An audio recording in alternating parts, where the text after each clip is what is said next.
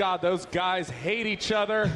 And it's time to watch them duke it out in a best of 5 here at IEM GamesCom. I'm Day 9. And I'm Kyle Aris, and these two, in terms of Zerg versus Zerg, I have been following both of them for a very, very long time. I have a lot of information to be bringing you throughout this cast, and this has the potential, Sean, of being one of the best VZs we've ever seen. Yeah, I mean, we were talking about that even before the cast got started, that very often in Zerg vs. Zerg, quick wins in the start or dry play in the mid game as both players are just sort of doing a standard thing, but these players really understand how to make attacks happen. I've seen a lot of counterattacking and Nidus Worm play out of both of these players in all of their series, but I actually think that this is the first big Zerg vs. Zerg that we're going to see out of Nerchio.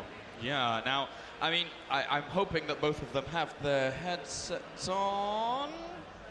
No, not just yet.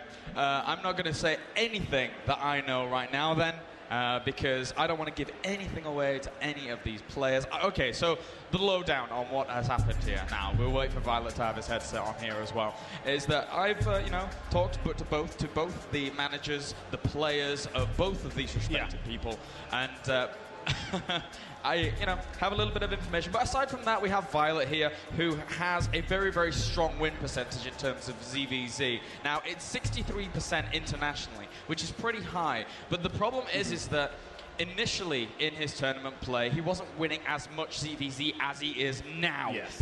If you were to take like a sample of the last couple of months of viOLet's ZVZ, it is phenomenal. He's been able to take series of, wait for it, Stefano, Lenok, Symbol, all in the past couple of months. And those players are extremely good in Zerg vs. Zerg. Stefano less so than his other matchups, but Lenok and Symbol, especially Symbol, just stupidly good in Zerg vs. Zerg.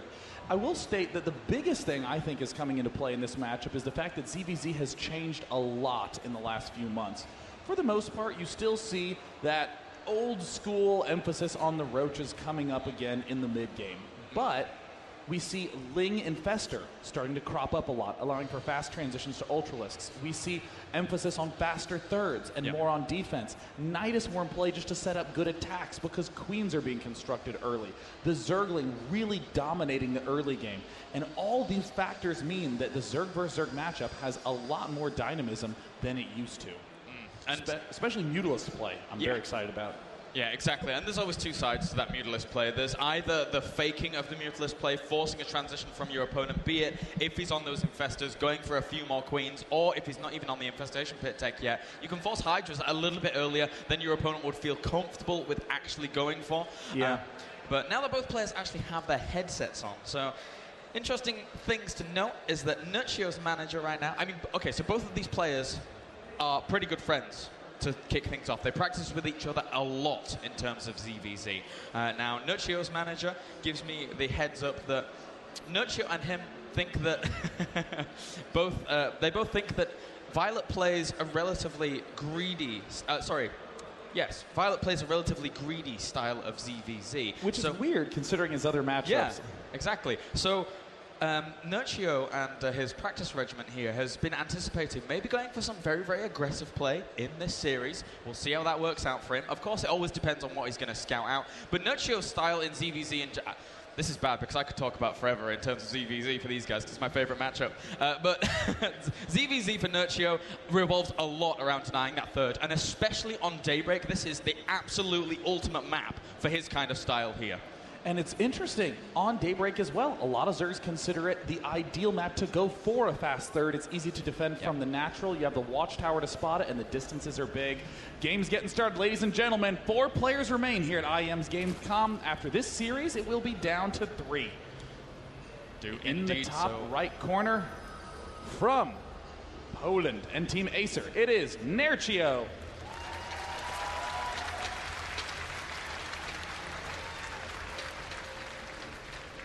And spawning down in the bottom left-hand corner here, our Zerg personal sponsorship from Azubu. Give it up for viOLet.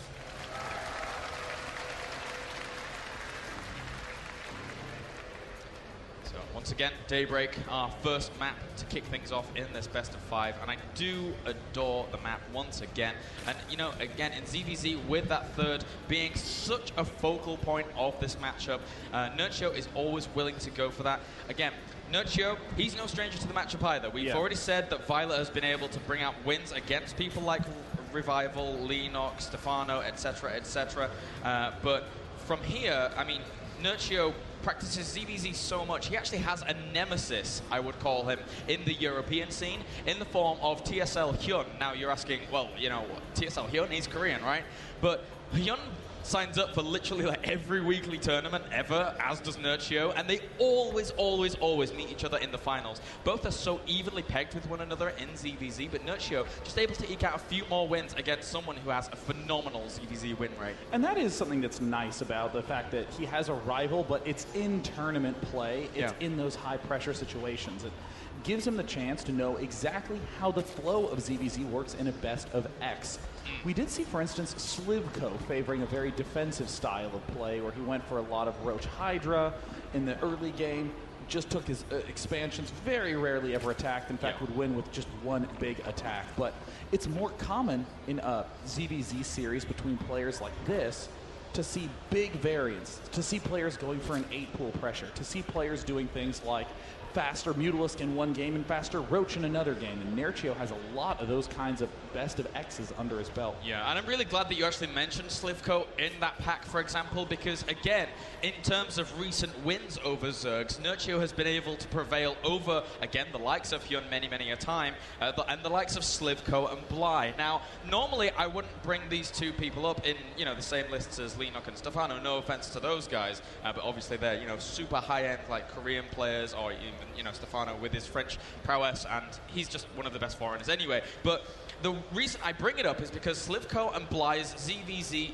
differ very much so. You have that super defensive style of Slivko, you have the kind of wacky, zany aggression, potential weird builds of Bly. So Nerchio is able to prepare himself against a lot of ranges of ZVZ tactics, going up against the likes of viOLet here, and I mean, again, I spoke to the manager of viOLet, and he said he might have something special prepared here for this matchup. I'm looking forward to it. I mean, it's so easy in a Zerg vs. Zerg series to fall into those rote, redundant slots again and again. viOLet, though, doing the expected standard, building the defensive Baneling Nest. Defensive because we don't see any Zerglings out right now, so he's just going to get that started right away. And then soon enough, just build a couple of Lings and put it at the top of his ramp. And while we're just getting geared up into this game, guys, I believe that Tastosis at some point will be doing a signing session at the Intel booth. Not right now, of course, but very soon. So we'll give you the information on that once that does come along.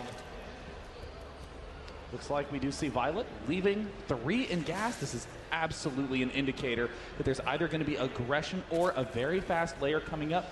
Nerchio we see not producing as many Lings, and interestingly there's a Spine Crawler going straight on up for viOLet. This really looks like he wants to go for a layer. You would never see this sort of early Spine Crawler just blindly. I mean, both players have excellent vision coverage. There's a little bit of moment of tension where both players are going, ugh, I don't see anything out of my opponent yet. He could be stockpiling Lings, he could be going for a layer. There we see the layer for both players happening immediately.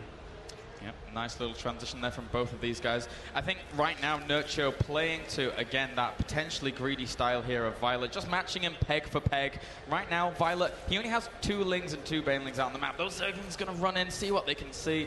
Don't see any gases there just yet, but I'm pretty sure he got a little spot of that Baneling Nest. Yes, he did. And as such, he's going to be in the know about what's going on.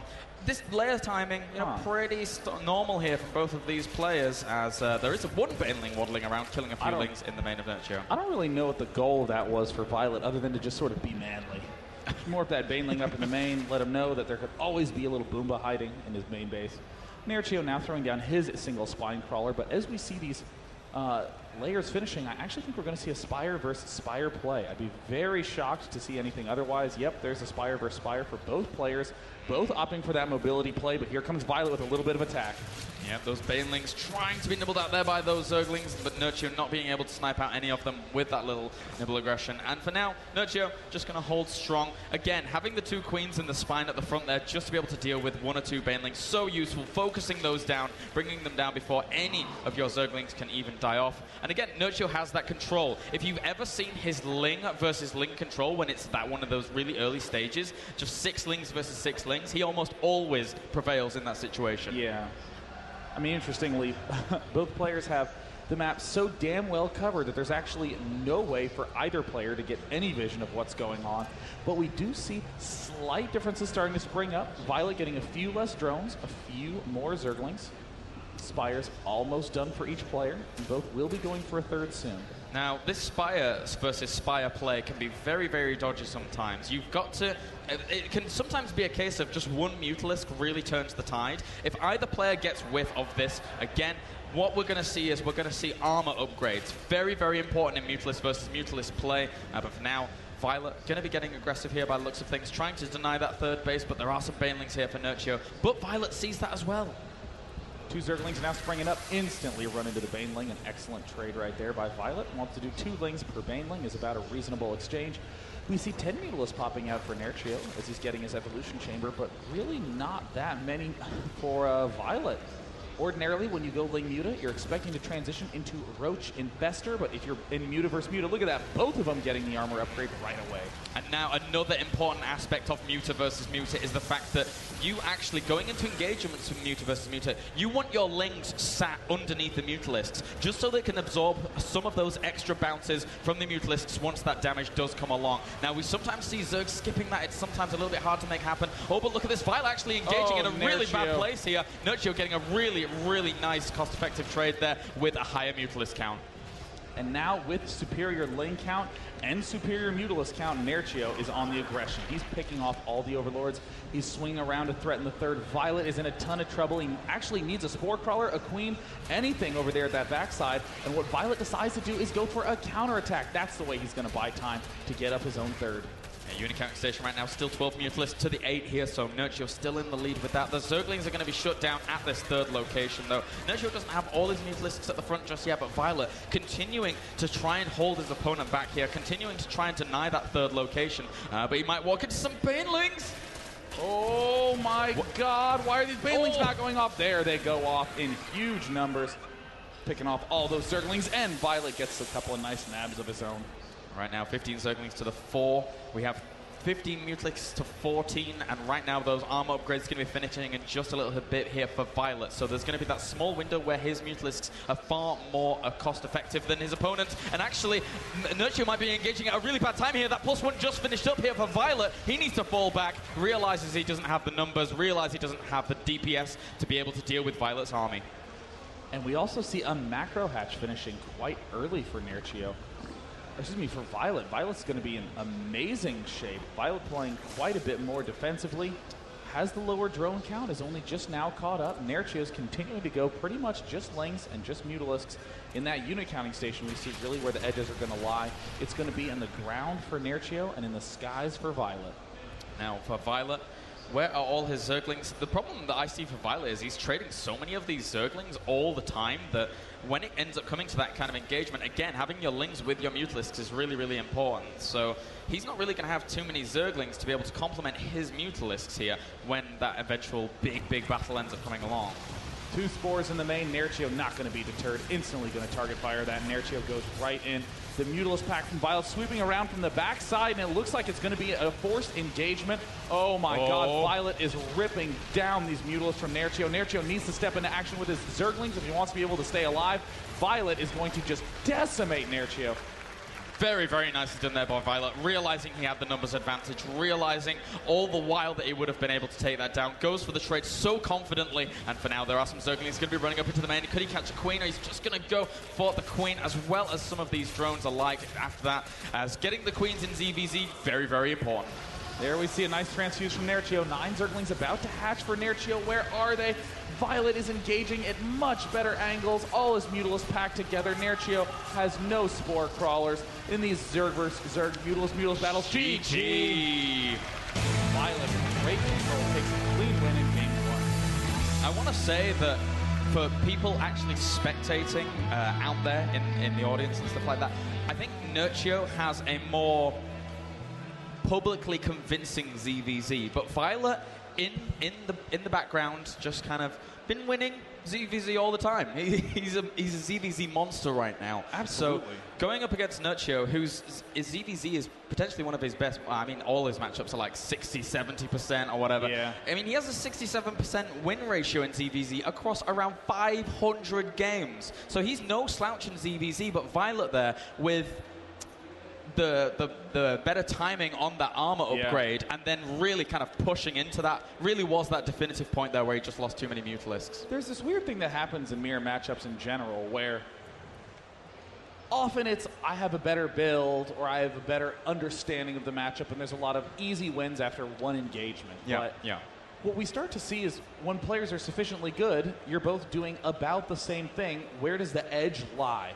And the clear edge is patience. This is what you see time and time again. TVT, PvP, ZVZ, all of them. It's whoever ends up being more patient. Because viOLet didn't exactly force a big play to happen. He didn't try to burst in the front. He poked around, pulled back, conserved his units, and then he waited for Nerchio to make the big error and then capitalized on it. Yeah, very, very nicely done there. So, also, guys, here we have an Intel i7 core processor. And you can go over to esl.tv/IEM to vote for your sick nerd baller of the tournament, as is tradition here for the Intel Extreme Masters. Pretty good stuff. Now, I understand that over on the left booth, for any of you who are a little bit unsure of what went down in that ZVZ, Tastosis has a little bit of an analysis for us. Hey guys, here we are. We're going to do some analysis of that last ZVZ, Nerchio against viOLet. It's not too often that we actually get to see Muta versus Muta at the pro level. Normally just one player will choose it, but in this case we were in for a little bit of a treat. So let's go ahead and jump into the replay.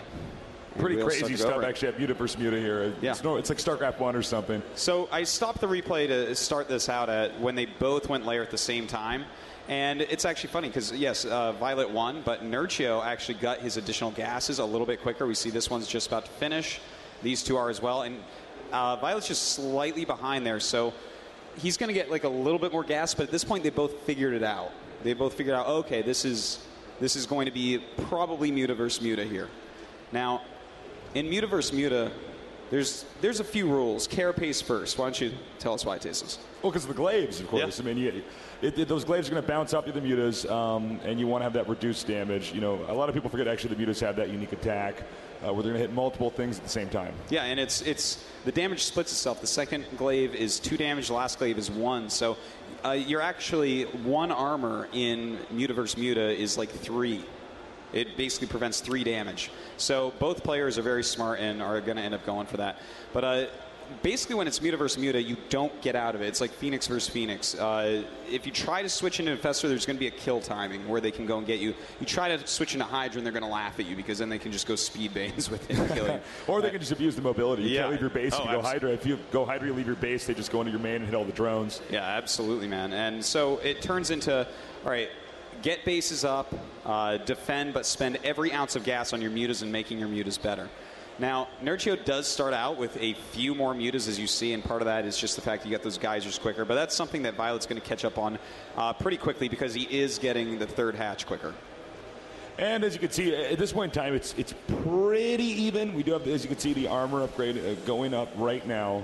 Yeah. But, you know, it's again, Muta versus Muta, it's a very unforgiving matchup because it kind of snowballs once you actually start winning that fight. Oh, yeah. Because of the glaives, it gets out of control. So you can see the armor upgrade slightly later here for Nerchio. Mm-hmm. And this part was actually a little bit scary. This is, viOLet actually messes up here. He engages, and the thing is, I'm pretty sure that first group of mutas killed an Overlord coming down here, then the second group killed one over here. So when he was attacking this one, and viOLet went in, he's like, well, I can fight this because they're going to do a volley on this. I'm going to get the first volley, same amount of mutas, I win. But there was a second group coming in. So this was the first scary part of this game where one of these players could have gotten way behind. And as you can see here, it's also all about targeting here. Watch this. See, as you're running away, he kind of messed it up there, but as you're running away in Muta versus Muta, the mutas actually, if you control it right, don't really have to slow down when they attack. Yeah, it's almost a moving shot. You know, they can keep their speed up really well to do attacks. So if you start to lose a Muta battle, then you are oftentimes quite dead. So we see right here, this is where viOLet is catching right back up on gas, and in fact will pass on gas on Nerchio because he's already started mining from both of these. In fact, he already has, look at that, 28 gas out of there and even more, 32 out of there, whereas Nerchio has no drones down here yet and isn't quite mining. So remember those earlier gases you got, viOLet made up for it right here. Not a big deal. And you got to remember that in ZVZ, the amount of larvae that you're going to get for the mutas, you will always have larvae.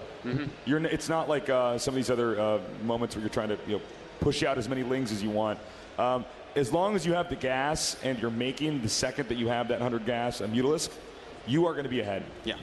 And of course, things like spores and queens can be used too. A lot of your extra minerals do, in fact, go into. That was a little bit sloppy there, but a lot of your extra minerals actually just do go into zerglings because you have to keep your mutas in a clump. If you ever split your mutas up, then if their mutas find that pack's dead. And as Tasteless mentioned before, that as soon as you get behind in the muta war, you're going to be in a lot of trouble. And the other thing is that the lings can be used to try to outposition the mutas here. So as you can see, he engages here. He's doing a bunch of damage. And ideally, the lings would have gone into the main here, but he did have a sufficient amount to defend that. And we see, all right, here they are, the spore crawlers.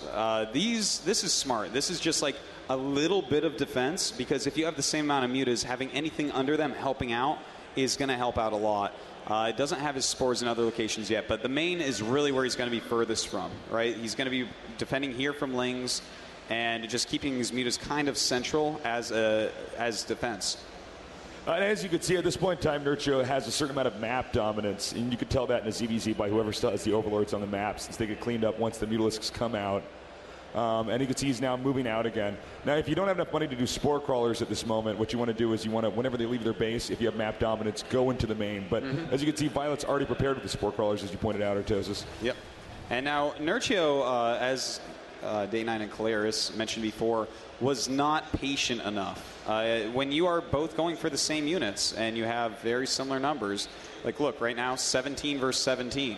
So he's actually trying to get something done. He's saying, well, I'm going to stay on the offensive and get in here and start doing some damage. And since he's already in the middle of the map, it's not like he can go in here and then viOLet can fly across the map to attack him. Exactly. It would take too long. His mutas would do the critical damage much quicker, and it would snowball out of control. So viOLet's very defensive right now. In fact, all his mutas right in the middle, that central area we were talking about, so that he can stop ling attacks and just fly to wherever the mutas are of his opponent. So if we take a look here at the spores as well as 2 queens, all this is added damage. 17 mutas versus 17 mutas is basically a draw, but when you have that extra damage, you're in a lot of trouble. And see, this is the mistake here, is Nerchio had somewhat of a lead. I don't know why on earth he was actually going here and attacking at all. Yeah. I mean, on top of the spore crawlers, you got the queens too. So there's nothing really that necessitates this. It's like you always say when you're ahead. What do you do when you're ahead? You get more ahead. Like if he has a ling up here, right, and the mutas kill it, right, go in there and do this. That's great. But if you don't know where the mutas are, you have to assume they're nearby. And viOLet's very smart. He's coming around the end, and he's going to come in from behind so the mutas can't really get away. And look at this. Already, he's up a muta, and his rally points are closer, and it's a fight out over spores and queens. And, of course, as we saw, this is really the game-ending move. And you can see this is really where as you said, the tide turns. That's it. From there, he goes back. What the muta count is 6-20. It's a game of numbers. And he made the wrong move, basically. Absolutely. All right, so that is it for the analysis. Day9 Caleris, take it away. Thank you very much, guys, and we'll